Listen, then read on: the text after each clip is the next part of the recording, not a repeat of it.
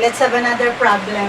Okay, so the problem here, there is only one reservoir, but this reservoir is discharging towards pipe 1, okay, that is connected at this point, and discharging towards 2 towns. So, gano'n naman talaga yung purpose ng mga reservoir is to supply water to either a reservoir or a town. So, to consider that, or any point of supply. So, this is town X and this is town Y. The surface elevation of the water reservoir A is 180. It is connected, a pipe of 15,000 meters is connected, okay, along pipe 1 towards J, and the pipe with length of 9,000 meters towards town X, and towards town Y, 6,000 meters yung length ng pipe.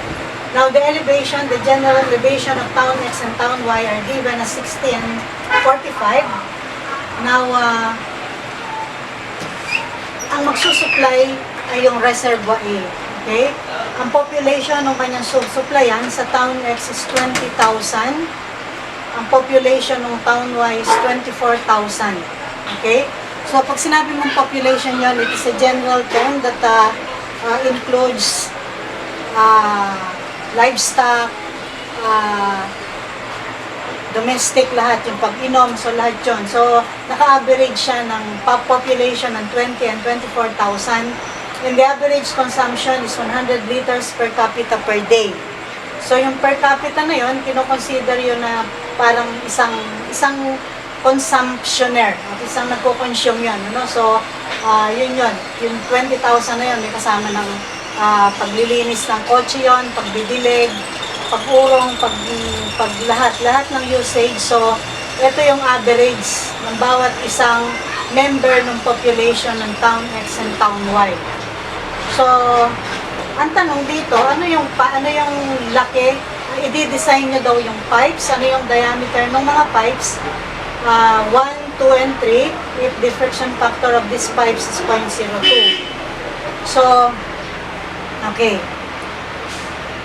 So, kung ang population ng town X is 20,000 at ang kanyang average consumption is 190 liters per capita per day, so 190 liters is 0.19 cubic meter per second, 20,000 bawat araw, ang kukonsumo ng 0.19. Okay, so convert natin yung per capita per day into cubic meter per second. Ang consumption o yung discharge na dapat papunta sa pipe 2 ay 0.044 cubic meter per second, at yung sa pipe 3 is 0.053, considering na mas malaki yung population ng town Y. Okay, so kung ito yung dapat na discharge sa pipes 2 and 3, so dapat ang ilalabas na discharge ng pipe 1 ay yung pangangailangan ng pipes 2 at pipe 3, so that is 0.097. So, with all these discharges given, and we can compute HSEP1, HSEP2, and HSEP3 because the elevation of this junction is given. HSEP1 is 180 minus 120, 60. HSEP2 is 120 minus 60. And HSEP3 is 75. From the formula for friction loss, the friction loss at 1, which is 60, is F, okay, 0.0826 F, the length of pipe 1, the discharge through pipe 1, and the diameter of pipe 1. So, isa na lang yung unknown, D1 is 0.21. So, ang diameter ng pipe 1 ay 0.21 meters. Okay, baligtad yata, 0.33. 0.33, yung compute na lang ha, 0.33, nagkabalik. So, this is ito yung discharge ng 1, 2, and 3, magkakapalit.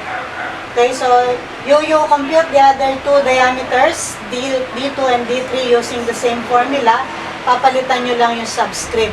So, HSEP2 is given, L2 is given, 9,000, Q2 is also given, ayun, makukompute nyo na yung D2. That goes through for D3. Okay, let's have another problem. This one is quite long, quite long in solution. And if I still remember this is one type of board problem that was given to me when I took the board exam. And it was repeatedly given. Monitor ko, madalas bigay ang ganitong klaseng problems. So, kung makikita nyo sa mga reviewers, the problems similar to this one are frequently given in hydraulics. Okay?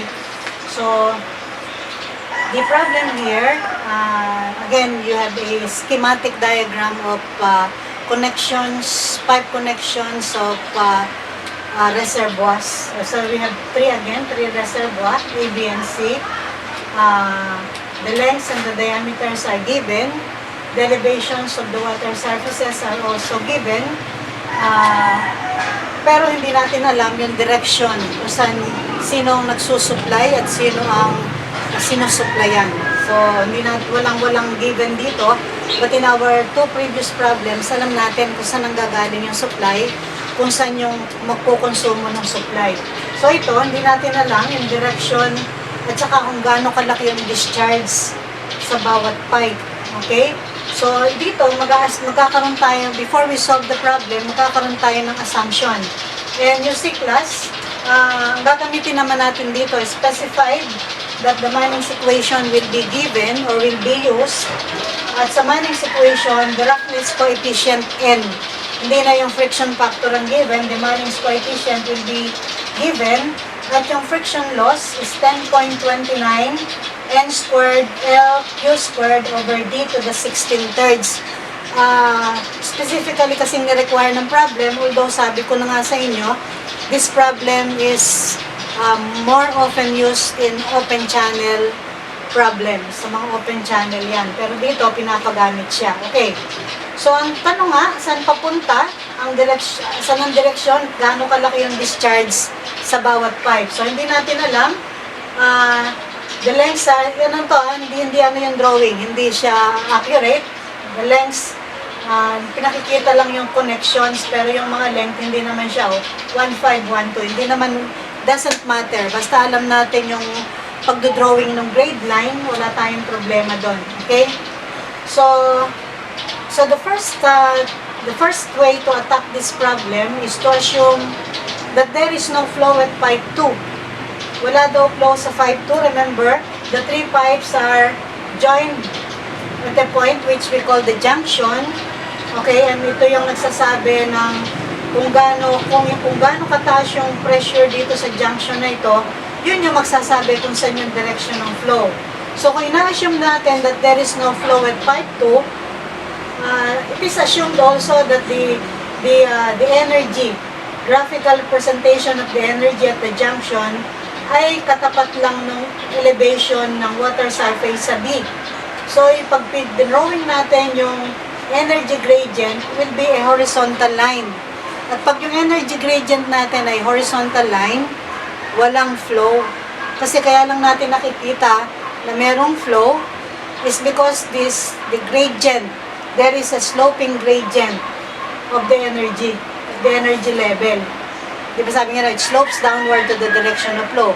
O, so pag hindi siya nag-slope downward, ibig sabihin, naka-horizontal siya, walang flow doon. So, Q2 is 0. Ina-assume natin yon.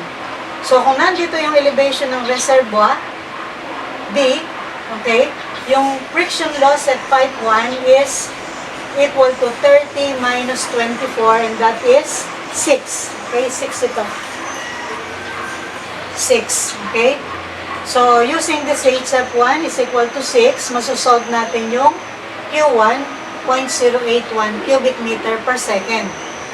Also, dahil ito yung elevation ng piezometer at the junction, 24 minus 15, yun ang friction loss that occurs at pipe 3.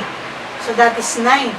So, 9 is equal to this value using the Manning's formula, and we solve for Q3, 0.0139. Now, paano natin malalaman ng direksyon? Okay? So, kung nakasara yung pipe 2, at nagdi-discharge ng, this is 81 liters per second, yung pipe 1, at ang tinatanggap lang ng pipe 3 ay 13. Okay, so Q3 is 0.0139 cubic meter per second, whereas Q1 is 0.081.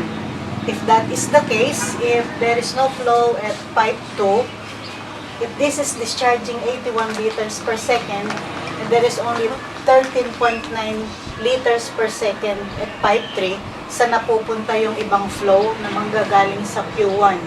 So, we can conclude that Q1 is greater than Q3. So, kailangan may puntahan yung sobra nito. And that is pipe 2. Okay, so we can conclude that if Q1 is greater than Q3, reservoir A supplies reservoirs B and C.